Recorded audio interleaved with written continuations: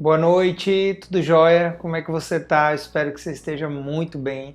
Espero que você esteja animado, animada, feliz com o que Deus pode realizar em sua vida. É muito importante que a gente viva a nossa vida com a expectativa do melhor de Deus sobre nós. Às vezes a gente vive muito esperando o pior. A gente está sempre esperando que algo ruim vai acontecer, encarando a vida às vezes de uma forma como se tudo tivesse ruim. E muitas vezes a gente vive sofrimentos e vive momentos difíceis mesmo, é uma realidade. Muita gente hoje está vivendo isso. Mas a gente, mesmo em meio ao caos, a gente sempre precisa esperar o melhor de Deus na nossa vida. Então eu queria te motivar hoje a esperar o melhor de Deus na tua vida. Então, enquanto a gente adora agora, enquanto a gente louva Jesus, que você possa receber na sua memória, que você possa lembrar daquilo que pode te dar esperança, daquilo que pode abençoar a tua vida, tá bom? Eu queria antes orar por você. Pai, toma a nossa vida em tuas mãos, que a gente possa agora conseguir, Deus, se conectar contigo de verdade, que a gente possa de verdade, Pai, conseguir viver de uma maneira mais próxima e atenta à tua presença, Pai. Fica com a gente nesse final de tarde, início de noite de domingo, em nome de Jesus. Amém. Boa noite, pessoal. Estamos aqui mais uma vez para adorar o Senhor, para louvar o nome dEle e declarar que Ele é santo e que não há outro como Ele. Estamos passando por momentos difíceis, mas eu quero dizer para você que Deus, Ele é o nosso alívio. Não importa as circunstâncias, os problemas que a gente tem enfrentado. Às vezes a gente procura algo para nos acalmar, para aliviar a nossa dor, e a gente não encontra. Mas saiba que Jesus Cristo, Ele é o nosso alicerce, Ele é o nosso combustível e Ele alivia a nossa alma. Então feche seus olhos nesse momento e vamos nos conectar com Deus.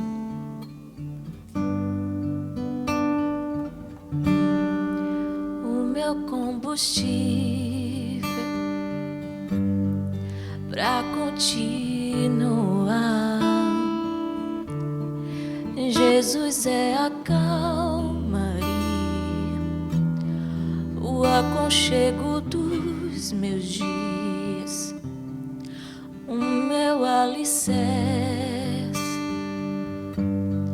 pra não desistir.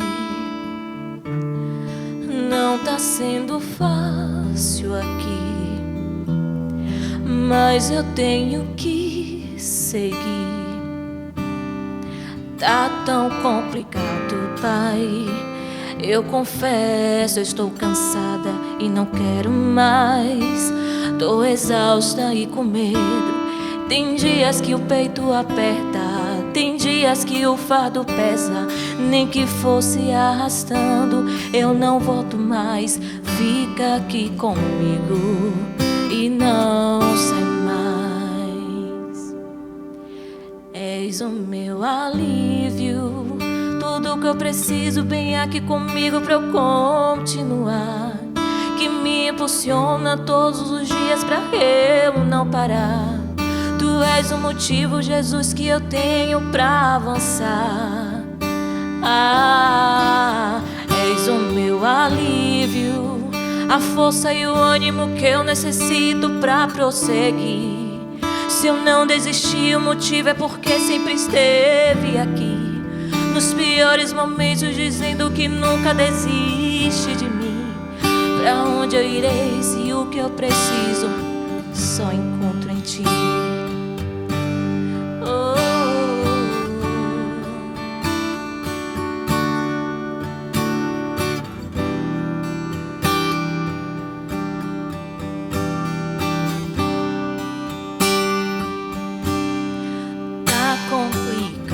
Pai, eu confesso, eu estou cansada e não quero mais. Tô exausta e com medo. Tem dias que o peito aperta, tem dias que o fardo pesa. Nem que fosse arrastando, eu não quero voltar. Fica aqui comigo e não sai mais. És o meu alívio, tudo que eu preciso vem aqui comigo pra eu continuar, que me impulsiona todos os dias pra eu não parar. Tu és o motivo, Jesus, que eu tenho pra avançar. És o meu alívio, a força e o ânimo que eu necessito pra prosseguir. Se eu não desistir, o motivo é porque sempre esteve aqui, nos piores momentos, dizendo que nunca desiste de mim. És o meu alívio, tudo que eu preciso vem aqui comigo pra eu continuar, que me impulsiona todos os dias pra eu não parar. Tu és o motivo, Jesus, que eu tenho pra avançar. És o meu alívio, a força e o ânimo que eu necessito pra prosseguir. Se eu não desistir, o motivo é porque sempre esteve aqui, nos piores momentos, dizendo que nunca desiste de mim. Pra onde eu irei se o que eu preciso eu só encontro em ti? És o meu alívio, és o meu alívio, és o meu alívio, alívio.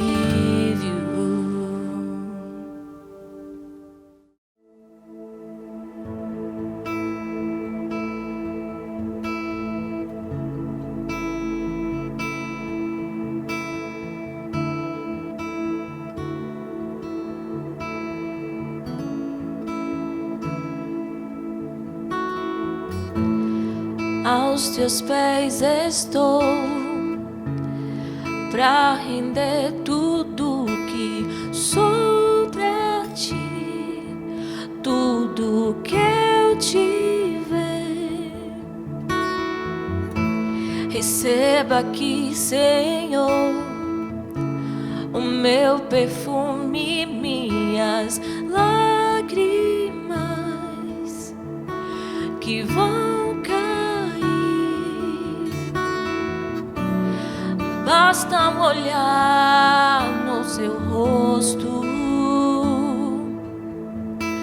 Fui perdoada logo que te vi, e todos os meus tesouros vou derramar diante de ti.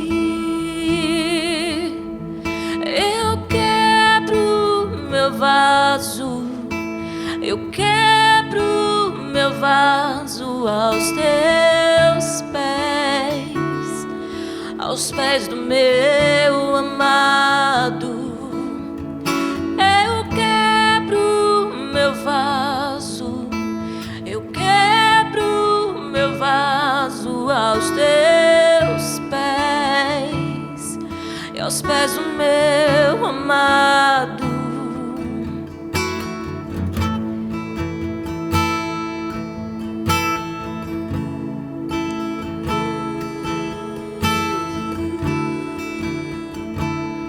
Basta um olhar,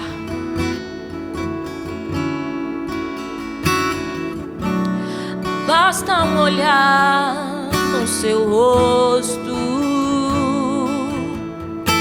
Fui perdoada logo que te vi, e todos os meus tesouros vou derramar diante de ti. Eu quebro meu vaso, eu quebro meu vaso aos teus pés, aos pés do meu amado. Eu quebro meu vaso, vaso aos teus pés, pés do meu amado, e não importa o preço do perfume derramado, tua presença vale mais, tua presença vale mais. E não importa o preço do perfume derramado, a tua presença vale mais, a tua presença vale mais. E não importa o preço do perfume derramado, a tua presença vale mais, a tua presença vale mais.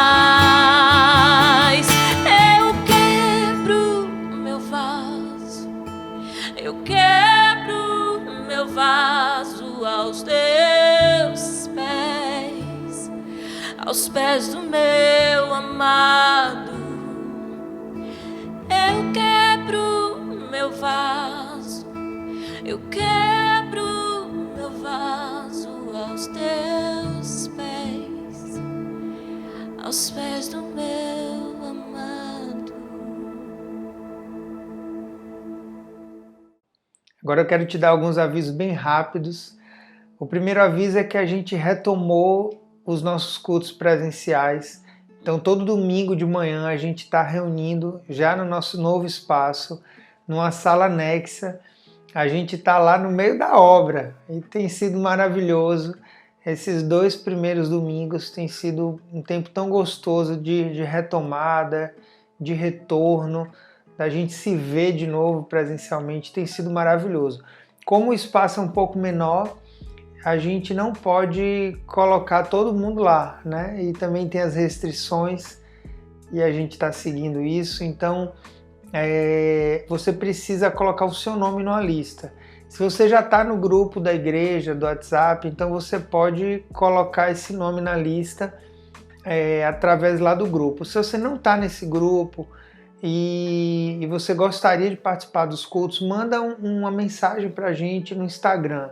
Manda um direct pra gente no Instagram e eu quero participar do culto, tal, bota meu nome, como é que eu faço? E a gente vai entrar em contato contigo, tá bom? Provavelmente a gente comece logo a fazer 2 listas, porque só cabem 30 e poucas pessoas, então a gente tem passado uma lista de 30. Provavelmente a gente vai começar a passar 2 listas de 30, uma no horário mais cedo e outra no horário um pouquinho mais tarde. Hoje o culto tem sido 10 da manhã no domingo, mas possivelmente, confirmo isso para vocês, mas possivelmente a gente vai ter 9 horas e 10 e meia e a gente vai poder ter um grupo maior, tá bom? Então a gente vai te dando mais informações e é isso. Se você deseja ofertar, dizimar, devolver a Deus parte daquilo que Ele tem te dado, abençoado você deseja fazer isso nessa igreja linda, você pode fazer com os dados que vão aparecer aqui na tela. Lembrando que a nossa campanha continua, gente, para a reforma do nosso espaço.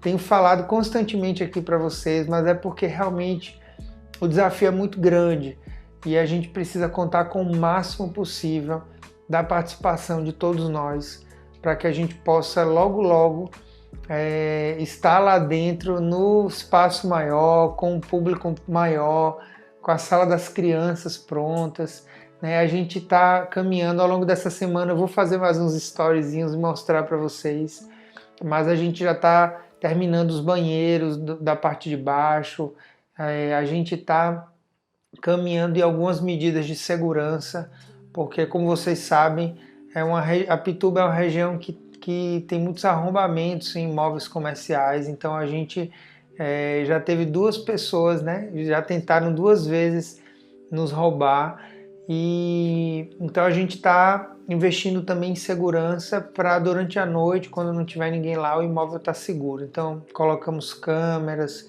trocamos fechaduras, e tudo isso é custo, né? Tudo isso envolve muito recurso. Então a gente conta com vocês, tá? A gente conta com cada pessoa que ama essa igreja, que quer ver essa igreja pronta, recebendo as pessoas, aquele clima gostoso que a gente tem na nossa igreja, tá bom? Então, se você deseja ofertar para a nossa campanha de reforma, são os mesmos dados que você já está vendo aqui na tela, tá bom? Então, vamos para uma palavra de Deus feita especialmente para o teu coração. Existe algo que eu acredito do fundo do meu coração, que Deus interfere bastante na nossa vida, que Deus intervém bastante na nossa vida. Mas também tem outra coisa que eu acredito do fundo do meu coração, que as nossas escolhas, elas também definem a nossa história. Que aquilo que a gente decide fazer com a nossa vida define muito a nossa história. Eu lembro que uma vez, logo quando eu cheguei no seminário, eu e um amigo fomos conversar com um missionário, e Robson Bueno, até hoje eu lembro o nome dele. E eu perguntei para ele assim sobre missões, sobre pregar o evangelho, sobre coisas que a gente poderia fazer na nossa espiritualidade. E ele me disse uma coisa que eu nunca mais esqueci. Ele disse assim, a idade de vocês, e eu tinha 19, 20 anos na época, a idade de vocês é crucial hoje, porque é nessa idade que você toma as decisões mais importantes da sua vida, que vão guiar todo o rumo da tua história. É nessa época aí que você vai decidir a profissão que você quer seguir, a direção ministerial que vocês vão ter, com quem vocês vão casar, com quem vocês não vão casar. Tudo isso se decide normalmente na idade de vocês, ele falou. Então tomem muito cuidado com as suas decisões, com as suas escolhas. Então eu queria conversar um pouquinho sobre escolhas, sobre decisões que a gente toma na nossa vida e que podem fazer toda a diferença, para bom ou para ruim. E eu queria contar duas histórias que estão na Bíblia. Uma delas eu só vou citar e a outra a gente vai ler o texto. A primeira é do filho perdido, dos dois filhos perdidos, na verdade. Então, um jovem fala para o pai, eu quero minha herança, eu quero curtir minha vida e eu quero viver tudo que eu quiser viver. E aí o pai dá a herança para ele. Esse texto está lá em Lucas 15, a partir do verso 11. E o pai prontamente o entrega, a sua herança, antecipadamente. E ele sai, vai para farra, para balada, faz tudo que ele queria fazer. Tudo que a cabeça dele tinha criatividade para imaginar, ele foi e fez. E aí ele gastou tudo, ficou muito pobre e foi trabalhar numa fazenda cuidando de porcos, se alimentando do que os porcos comiam. E profundamente deprimido, devastado emocionalmente por conta de suas escolhas, ele decide voltar e o pai o acolhe, o recebe, o perdoa, o restaura. E o outro filho, seu irmão, fica profundamente chateado com isso, porque ele falou, poxa, eu sou o filho responsável. E esse responsável volta e tem tudo de volta. Então, uma escolha que mudou completamente a vida daquele rapaz. E a outra pessoa que tomou também uma decisão, que teve uma escolha, foi a nossa querida Marta. Está lá em Lucas 10, 38, e diz assim: caminhando Jesus e os seus discípulos chegaram a um povoado onde certa mulher chamada Marta o recebeu em sua casa. Maria, sua irmã, ficou sentada aos pés do Senhor, ouvindo a sua palavra. Marta, porém, estava ocupada com muito serviço e, aproximando-se dele, perguntou: Senhor, não te importas que minha irmã tenha me deixado sozinha com o serviço? Dize-lhe que me ajude. Respondeu o Senhor: Marta, Marta, você está preocupada e inquieta com muitas coisas. Todavia, apenas uma é necessária. Maria escolheu a boa parte e não lhe será tirada. Então, Marta se preocupou com a presença ilustre daquele profeta, daquele homem de Deus, e ela queria oferecer o melhor a ele. Ela queria dar o melhor a ele. Já Maria queria provar o melhor dele, queria desfrutar da presença dele. E para Jesus a melhor escolha foi a de Maria, não foi a de Marta. Então a nossa vida é constantemente feita de escolhas. O tempo inteiro você e eu estamos tomando decisões. O tempo inteiro você e eu estamos pensando no que fazer, estamos pensando para onde ir, com quem se relacionar, com quem andar, como trabalhar, no que investir, no que servir. A gente tem decisões todos os dias, todas as semanas, todos os meses, todos os anos, todas as vidas de todas as pessoas são repletas de decisões. E como a gente toma elas faz toda a diferença. Eu queria citar rapidamente três escolhas que são mortais para a gente. A primeira é ter serviço sem relação. Servir a Jesus sem relação com Ele. É a religiosidade. É quando eu entrego coisas a Deus, mas eu esqueço dele mesmo. De certa forma, foi com toda boa intenção, foi o que Marta fez. Marta servia a Deus com todo amor, sem Ele, sem desfrutar dele. Talvez Marta poderia ter dito: Jesus, vem aqui para a cozinha, porque enquanto eu faço nosso lanche, nossa comida, nossa janta, a gente vai conversando. Maria, vem me ajudar também. Jesus está perto da gente, a gente serve Ele, mas a gente não perde a presença dele. A segunda escolha ruim é o isolamento, porque andar sozinho é a pior coisa para uma pessoa. A pior coisa para uma pessoa. Vários de vocês sabem, eu não escondo isso, eu não tenho nenhuma intenção, nenhuma ilusão de parecer ser alguém que eu não sou, de me parecer com um super pastor, sabe, que não sente medo, que a fé não falha, que é poderoso. A gente sabe que, eu não vou nunca querer ser o que eu não sou. Então não é segredo para ninguém que a gente tem vivido dias muito difíceis com a obra da nossa igreja.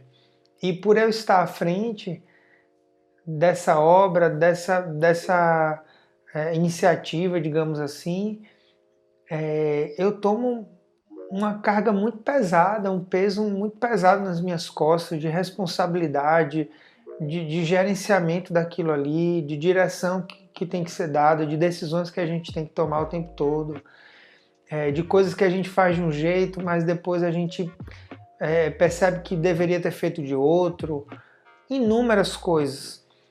E em muitos momentos eu me senti sozinho, falei isso com a liderança, inclusive, da igreja.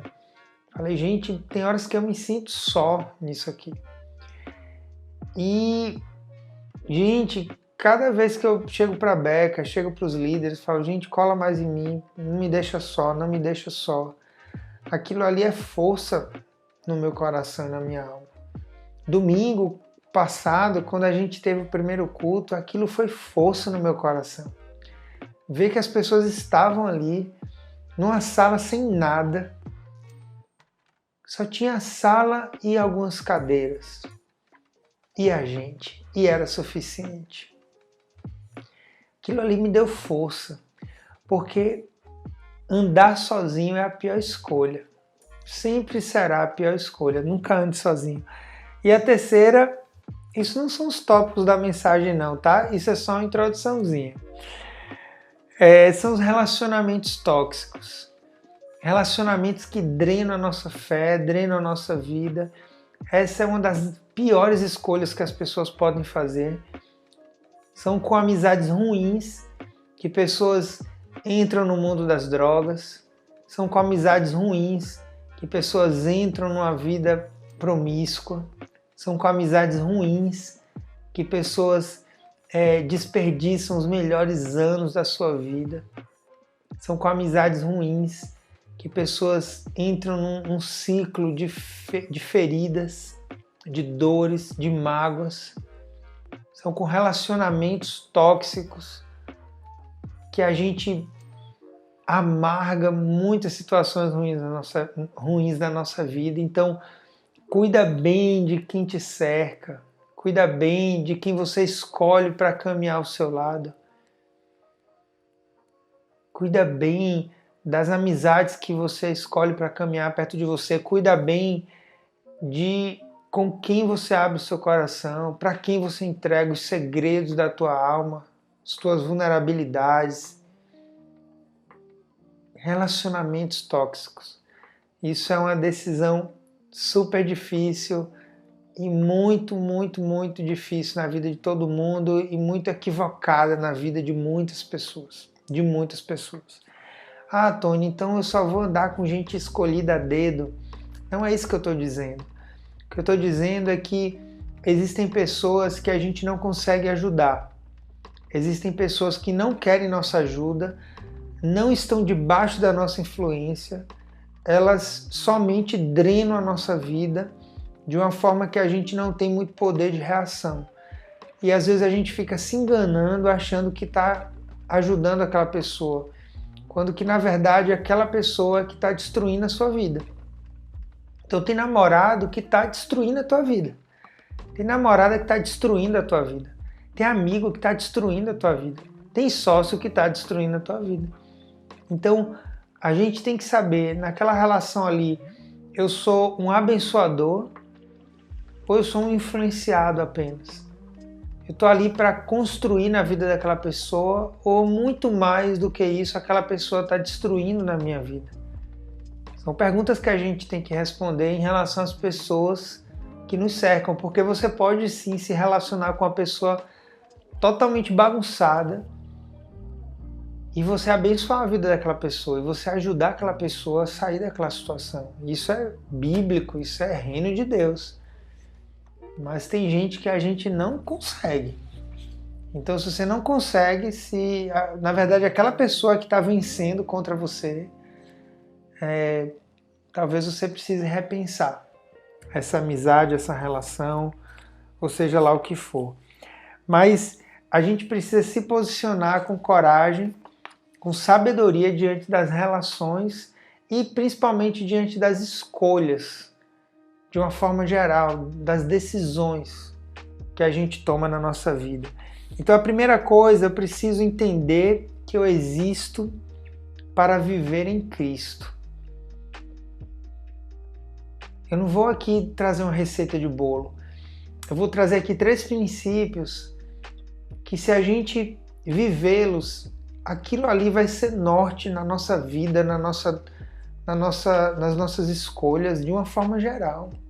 Então, o primeiro princípio é que a gente precisa entender que a gente existe para viver em Cristo. Então, todos vocês são filhos de Deus mediante a fé em Jesus Cristo, pois os que em Cristo foram batizados, de Cristo se revestiram. Gálatas 3:26. Então a gente existe para viver em Jesus, em Cristo. Muita gente pensa que a fé cristã é um compartimento da vida. Então eu tenho o compartimento da minha fé, como se fosse essa estante aqui atrás. Eu tenho a prateleira da fé, a prateleira dos negócios, a prateleira da vida pessoal, da vida sentimental, e uma prateleira não interage com a outra. Muita gente acha que a vida cristã é um quarto da sua existência. Na verdade, a vida cristã, ela é tudo na nossa vida. Jesus, ele precisa ser tudo na nossa vida. A gente precisa estar nele, como a gente vê lá em João 15, a gente precisa estar enxertado, conectado à videira.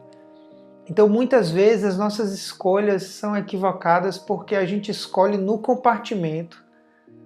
Então, às vezes, eu escolho uma pessoa para me relacionar sentimentalmente, amorosamente, e eu vou lá no compartimento das minhas emoções, dos meus desejos, e deixo lá o compartimento da minha espiritualidade, o compartimento de Jesus separado daquilo ali, e eu faço uma escolha completamente divorciada na minha fé.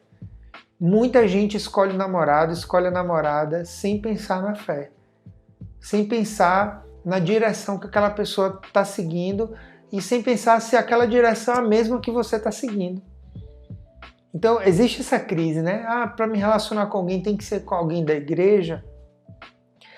Eu não diria que tem que ser com alguém da igreja, mas eu diria que fará toda a diferença se a pessoa com a qual você se relacionar estiver caminhando na mesma direção que você em relação à fé. Porque isso é uma questão de propósitos, de princípios. Então, vou te fazer uma pergunta aqui.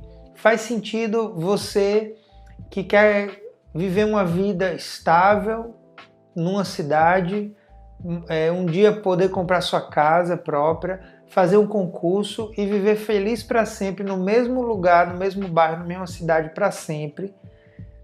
Fará sentido você se casar com alguém que deseja ser um nômade digital? Alguém que deseja viajar o mundo inteiro e trabalhar pelo mundo, sem ter muita garantia de como vai ser o mês que vem, aonde vai estar o mês que vem? Não faz sentido, né? Por quê? Porque são propósitos de vida diferentes. Então faz sentido você juntar a sua vida com alguém que não acredita no que você acredita, que não tem a mesma fé que você tem, que não enxerga a vida com os olhos espirituais como você enxerga? Acredito que não. Então é muito mais profundo do que ser alguém da igreja ou não. Porque pode ter alguém na igreja que não caminha com Jesus. Pode ter alguém na igreja que não caminha com Jesus. Então, a gente existe para viver em Cristo. Isso é parte da nossa natureza. Natureza. A palavra diz que Deus deu a gente o ministério da reconciliação e que Jesus veio reconciliar o mundo com Deus.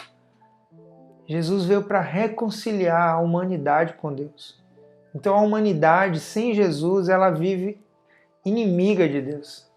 Ela vive opositora a Deus. E Jesus vem para unir de novo. Então Jesus é o elo da nossa relação com Deus. Em segundo lugar, eu preciso entender que eu existo para agradar meu Pai. Eu existo para agradar o Pai. A gente vai ler, gente, lá em Mateus 3,16, que Deus fala para Jesus: este é o meu Filho amado, em quem me agrado. Existia em Jesus uma constante consciência de que ele vivia para agradar ao Pai. Vários momentos ele cita o Pai como aquele a quem ele quer agradar. Então, nós existimos para agradar a Deus. Você não existe para agradar você mesmo, você não existe para agradar a sociedade, você não existe para agradar quem quer que seja. Você existe para agradar a Deus. Você existe para, como irmão ou irmã de Jesus, que Jesus é o primogênito, é nosso irmão mais velho, nós existimos como irmãos mais novos de Jesus, para agradar o Pai, para agradar o Pai. E é isso que muitas vezes a gente não consegue entender, porque a gente às vezes quer viver um evangelho em si mesmado, centralizado em nós mesmos, centralizado na nossa vontade, centralizado nos nossos desejos, centralizado nas nossas carências, centralizado naquilo que a gente quer viver, centralizado nas nossas vaidades, centralizado na nossa maneira de enxergar o mundo, uma maneira caída, pecaminosa. E a gente quer que Deus faça tudo para a gente ser agradado, para a gente ser contemplado, para a gente ser abençoado. Eu perguntei ontem na live do Detox da Alma, o que é que você espera de Deus? E todo mundo falou. E depois eu perguntei o que é que Deus espera de você. Essa é uma pergunta muito mais difícil de responder, porque é muito mais fácil eu dizer o que eu espero de Deus do que eu refletir no que Deus espera de mim. Porque a gente passa a maior parte do nosso tempo querendo coisas, a gente passa a maior parte do nosso tempo desejando coisas, a gente passa a maior parte do tempo lendo a Bíblia ao nosso favor, a gente passa a maior parte do tempo lendo a Bíblia para encontrar textos que justifiquem a maneira com a qual a gente quer viver a nossa vida. A gente lê a Bíblia para favorecer as nossas escolhas e não para nortear as nossas escolhas. Se você lê a Bíblia para favorecer o que você quer viver e fazer, eu queria te dizer que você está completamente equivocado, completamente equivocada. Porque a palavra ela existe para direcionar a nossa vida e não para legitimar as nossas escolhas e não para legitimar as nossas decisões. A Bíblia não tem nada com as tuas escolhas, nem com as minhas. A Bíblia não tem nada com as tuas decisões. Na Bíblia não existe compromisso nenhum em confirmar as suas escolhas, em legitimar aquilo que você decide fazer com a sua vida, baseado na sua maneira de enxergar o mundo. A Bíblia existe para direcionar a nossa vida. É diferente. É diferente. Então, a gente precisa entender que existe para agradar o Pai, sim. Só que isso é loucura para um mundo que só prega a autofelicidade, que só prega a realização pessoal a qualquer custo. Custe o que custar, doa quem doer. Em último lugar, eu preciso entender que eu dependo do Espírito Santo. Eu não consigo viver se o Espírito Santo não me possibilitar isso. Não existe espiritualidade autêntica sem o conselho e a direção do Espírito Santo de Deus. Jesus disse, eu estou indo, eu vou para o Pai, mas eu vou deixar o Consolador, eu vou deixar o meu Espírito, e Ele será o Consolador, e Ele vai ensinar todas as coisas a vocês. Quando você lê o livro de Atos, você percebe o Espírito Santo mandando e desmandando. Você percebe que a igreja era direcionada pelo Espírito Santo. Ele dizia, vai para tal lugar, volta, para, espera. É o Espírito Santo quem possibilita a gente viver o Evangelho. Você, amiguinho, amiguinha, você não tem capacidade humana de perdoar. Você não tem capacidade humana de zerar os ponteiros com ninguém. Eu não tenho. Você não tem capacidade humana de se santificar. Você não tem capacidade humana de resistir ao pecado. Você não tem capacidade humana de orar. Tudo isso só é possível através do poder do Espírito Santo de Deus que age nessa terra, que age entre nós. Se o Espírito Santo fosse retirado da terra, a gente seria envolto imediatamente de trevas, porque é o Espírito Santo que ainda mantém a presença de Deus nessa terra, tão marcada pela maldade do homem, do ser humano, e pela maldade de Satanás, nosso inimigo. Então, a gente precisa entender que a gente é dependente do Espírito Santo de Deus. Ele é o sopro de vida, o ruá de Deus. A palavra hebraica para o Espírito Santo, digamos assim, o Espírito de Deus é ruá. E ruá é sopro de vida. A gente não vive sem oxigênio. A gente não vive sem respirar. O mundo hoje tem perdido milhares de pessoas, milhares de pessoas, milhões de pessoas, na verdade, porque elas não conseguiam mais respirar, porque uma doença as impedia de respirar. Então, respirar é algo necessário à vida. E o Espírito de Deus é condicional, a presença do Espírito de Deus é condicional para a existência de uma espiritualidade genuína. Não existe espiritualidade sem o Espírito Santo de Deus. Não existe conexão com Deus sem o Espírito dele. Não existe conexão com Jesus Cristo sem o Espírito Santo de Deus, sem a terceira pessoa da Trindade. Então as minhas escolhas, elas vão ser norteadas, elas vão ser direcionadas, eu farei escolhas melhores se eu depender do Espírito Santo de Deus, se eu entender que eu vivo para agradar ao Pai, é isso mesmo, agradar ao Pai. E se eu entender que eu preciso viver em Cristo, eu preciso estar conectado a Cristo, viver debaixo da influência do Evangelho de Jesus Cristo. Se eu fizer isso, se você fizer isso, as nossas escolhas, as nossas decisões, elas farão sentido. Então eu queria te dizer em nome de Jesus, sai do centro, desiste de ficar no centro da tua espiritualidade, porque o centro é Jesus, o centro é Jesus Cristo de Nazaré. Se você olhar fora aí para sua janela, talvez você veja algumas estrelas, talvez você perceba como o planeta Terra é pequeno e como a gente é pequeno dentro desse planeta pequeno. Então você e eu, nós somos pequenos demais para acharmos que o mundo gira ao nosso redor, que Deus gira ao nosso redor.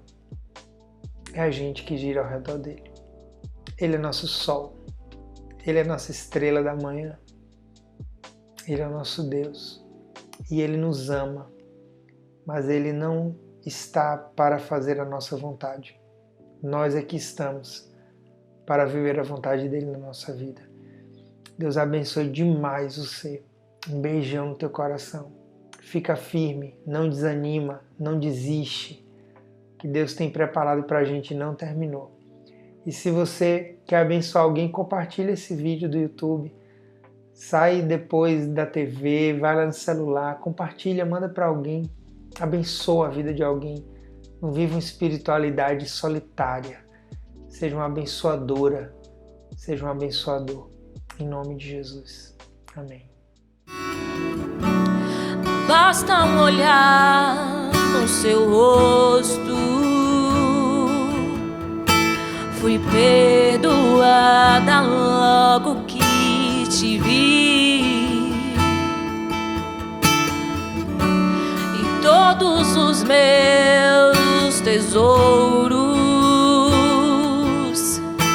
vou derramar diante de ti.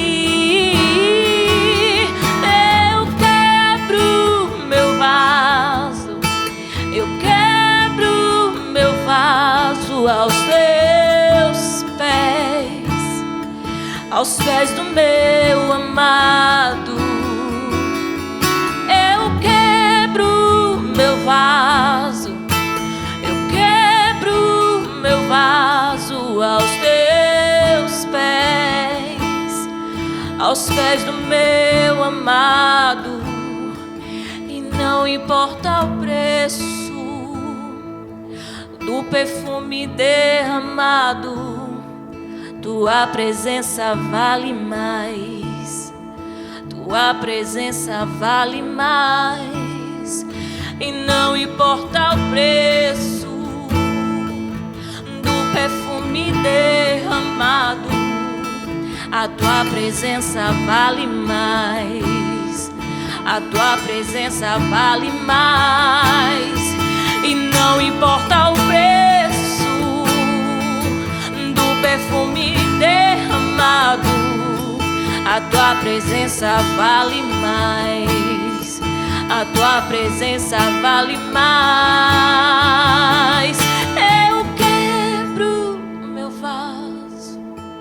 Eu quebro meu vaso aos pés do meu amado. Eu quebro meu vaso, eu quebro meu vaso aos teus pés